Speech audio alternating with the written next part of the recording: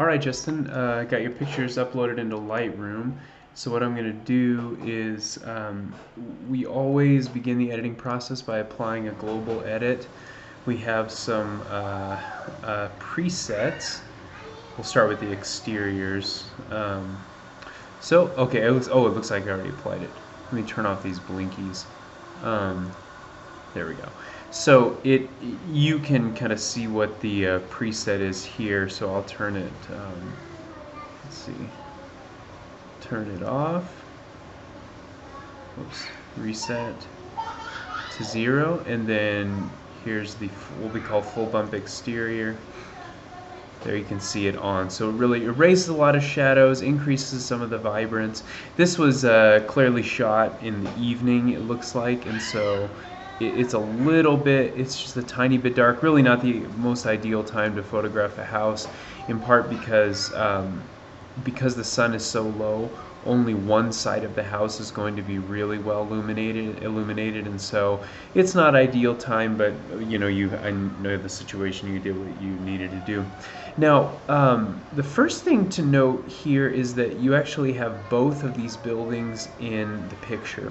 An important part of real estate photography is that we really don't want you to showcase the other people's properties, even when it's close, in part because it can be confusing. People might wonder, like, well, which building is actually included. So you actually want to come quite a bit closer and try and fill the frame with your subject, in this case, the house in which you live. And of course, if this were a real shoot, you would ask the owners to move their cars and all of that. Now, a couple things to notice about your settings. Your settings are really problematic in a couple different ways. One is your f-stop is far too low, and you can tell because look at it looks like your focal point is actually this mailbox, and you can tell how much the car and home are out of focus. So at a bare minimum, you need to be at f7.1, if not f8 or f9. And so that's the first problem, is just that your f-stop is noticeably too low, and it's causing problems. ISO's fine, you can work with that. You're probably a little bit too fast here, and that's in part because your f-stop is open so much. So just keep that in mind. F-stop, I would say stick it at 8 and just leave it there for the entire shoot. You really should not be playing with f-stop at all, and you shouldn't be anything below 7.1. So that's the first thing to notice. Whoops, okay, let's unselect these.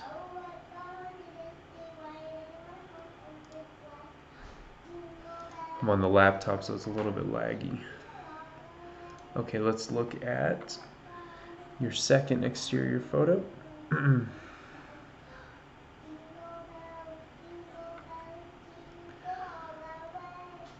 Okay, all right, good. So again, you really want to try and avoid include just as little of the neighboring property as possible.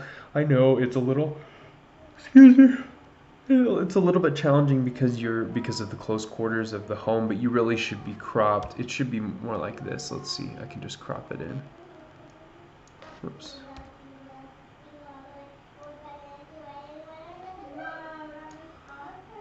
Maybe more like this, where it's very clear what the subject of your frame is. Why is it doing this? It's very clear what the subject of your frame is, right? It's this particular house as opposed to these two which you cut off. And so this really would be a much better kind of frontal shot. Now let's look to the side. Okay. This is a pretty good shot. Again, I think you might be able to get a little bit less of this in the picture, maybe by kneeling down. But in general, this is a good and important shot. It shows sort of the whole side of the house. It's well exposed. The sky retains its blue. You can see the color in the plants, and so nothing's really blown out. You do have a little bit of blowing out here, but that's kind of difficult since the sun's shining right on it. So this is good. This is a really good shot. Same, I think, with this one. What I really appreciate about your shots is that you're doing a pretty good job with your verticals. This is just about, I mean, if you did all of your verticals this well, then that would be really great. See, I mean, you do have a little bit of kind of converging verticals here. Notice how it's a little bit thinner at the top than at the bottom, but in general, this is actually pretty good, and this one is easily correctable. Excuse me, easily correctable with the transform auto function. Watch this. Okay. Okay, it didn't do that good of a job. When it's doing its job, it's going to line up these verticals really well. And in general, it does pretty good with subtle corrections like this one. Otherwise, you're going to have to go into perspective warp. But in any case, this is a really well exposed exterior shot, an important shot because you're kind of showing off this garden area. That's all good and well, even though you're showing, you know, some of the neighboring property. That's not a problem. Let's go to interior shots. You know, considerably more difficult and more complicated. So we'll do our full bump interior.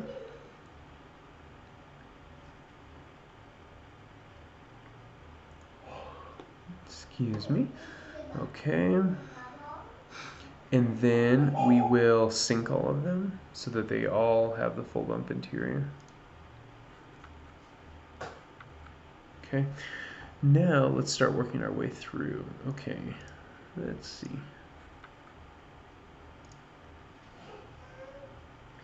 It looks to me, just judging from these two images, that you actually were doing here 2 ambient shots.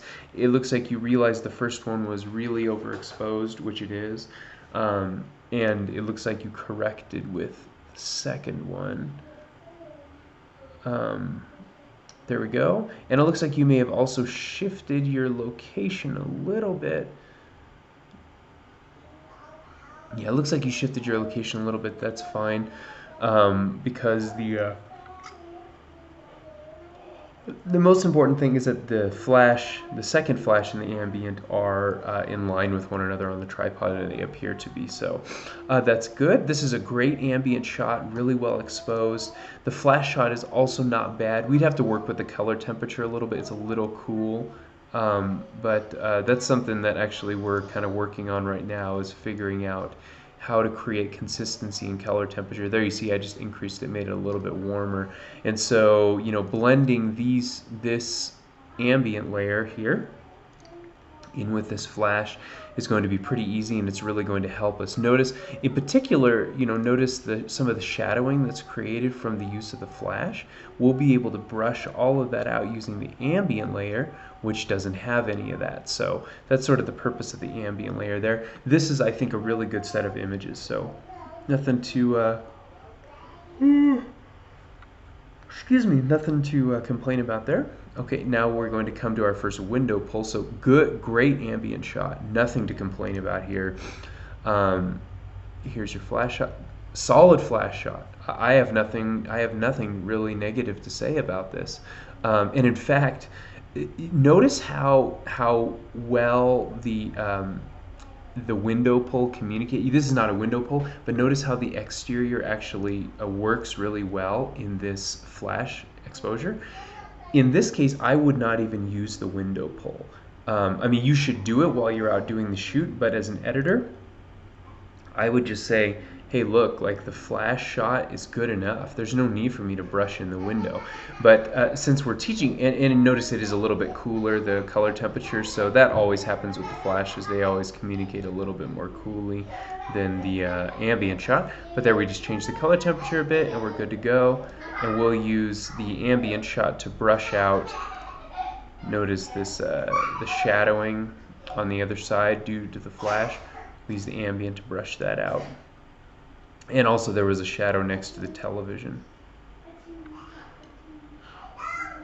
Now let's look at your window pull, though. This seems to be your first window pull.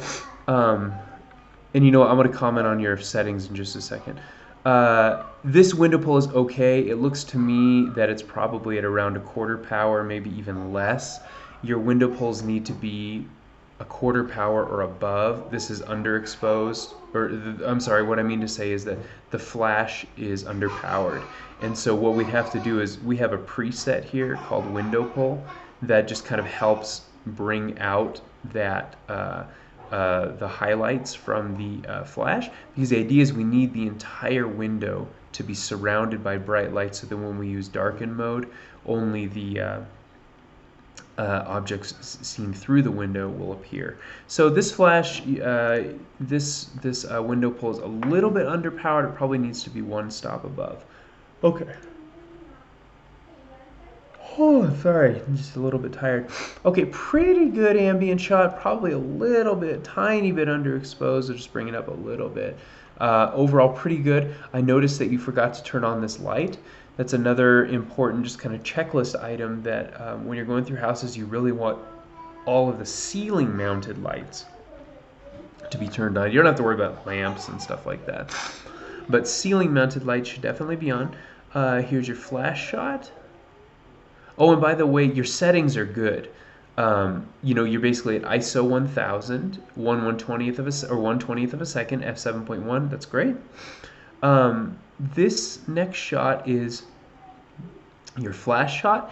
Never should the flash shot, should the shutter speed of the flash shot be lower than the shutter speed of the ambient. It should always be opposite. The ambient shot should be lower than the flash shot. And the reason there is that the ambient shot, right, I mean by definition, is gathering in ambient light. The purpose of the flash shot is to kind of overcome that ambient light, especially that ugly tungsten color that always comes in, you know, with like normal bulbs. It's the purpose of the flashlight is to flash shot is to overcome that. So you really should probably be, as a general rule, I try to stay 1 to 2 stops above the ambience. So I would probably go to 1/30th of a second or something like that for the flash shot. And then for a room like this, maybe the flash power would be maybe 1/8 or 1/16. There is a lot of white in this room, and so the white tends to communicate the speed light a little bit better. Now let's look at your window pulls. Okay, so you have one window pull here. That's probably okay. The problem is that there's so much of the flash seems to be going toward the top. I'm not sure what's going on there, but in general, you know, this is pretty good because you're you're surrounding the entire window with the speedlight's light, so that's perfect. And then not sure what happened here, but it looks like you forgot to do your window pull for the larger window, and so there is a problem though I see with your window pull, if that's in fact what this is. For window pulls, in order to get a really solid exposure with the outside, I suggest you drop your ISO down to its lowest possible point, so in your case probably 100, and then just use your shutter speed to get a proper exposure. Here it's sort of worked out, I think, because the sky's a little bit gray, but in general, ISO needs to be bottomed out, and then just use your shutter speed. So that's for only for ISO bottoms out only for the window pulls. Okay, let's move on. Okay, ambient shot, not bad, tiny bit underexposed. Maybe bring it up just a little bit, because really you want the exposure of the speed light shot to be basically equal with the exposure of the ambient light shot, so that when you brush in the ambient light, there's not a dramatic difference in exposure levels. And so, but you can, I think you can see there's a pretty stark difference between, for instance, the details that are communicated in the wood through the flash shot and those that are communicated through the ambient. You just notice there's a real lack of detail in the ambient shots. And so settings wise, not bad. This is fine. You know, 1/10 of a second, f7.1, ISO 1000. I think that's right. And then with the flash shot, you up it up a little bit. I'd say probably bring it up to 1/20th of a second. And then, yeah, the speed light is fine. The rest of it looks really good. So, okay. All right, great ambient shot. Again, maybe just a tiny, maybe like 1-2 clicks up, just to bring up the exposure a little bit, really trying to match it with that of the speed light. And this is a great flash shot. No complaints here at all. You can definitely see kind of the details in the bed differently than you do with the ambient shot, which kind of muddies some of the color. but you do see that the flash shot kind of makes everything crisp. Oh. Renders the colors a little bit better, all that. Here's your window pull. Oops, sorry. Okay, a couple problems again. Your ISO needs to be at 1000. You need the window pull is the only shot in which your ISO needs to bottom out. The rest of the time, the ISO basically stays the same, and so as a result, your shutter speed is just unnecessarily high.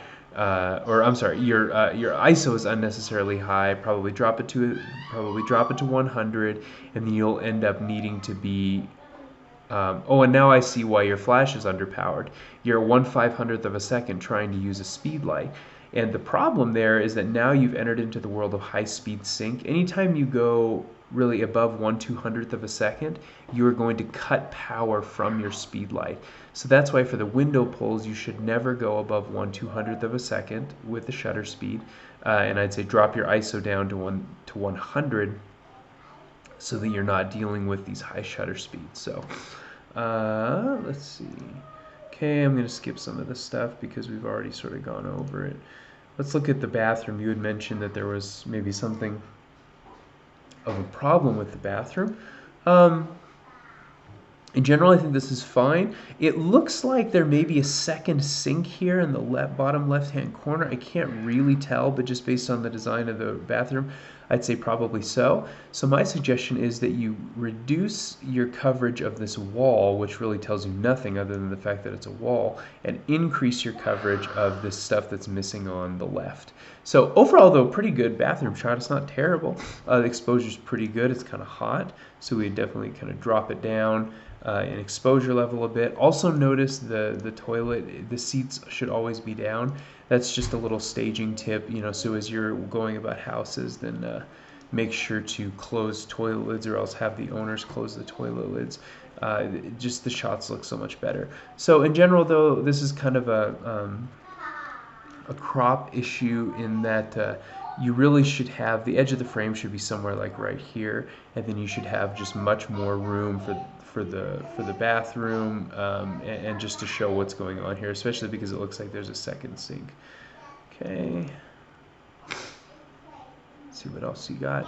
Okay, not too bad. I would say again, there's a lot in this wall that's unnecessary, so I would say turn the lens more to the right and try and capture more of what's going on over here as opposed to sort of wasting this wall. So trying to make this as much of a 45-degree angle shot as possible. Okay, so that's everything. Lots of good work here. You're clearly grasping this, and so we just keep working on it. I'll just keep having you doing, you know, practice shoots so that we can keep working on these things. But yeah, clearly making progress, and there's a lot of good work here. So, all right, thanks, Justin.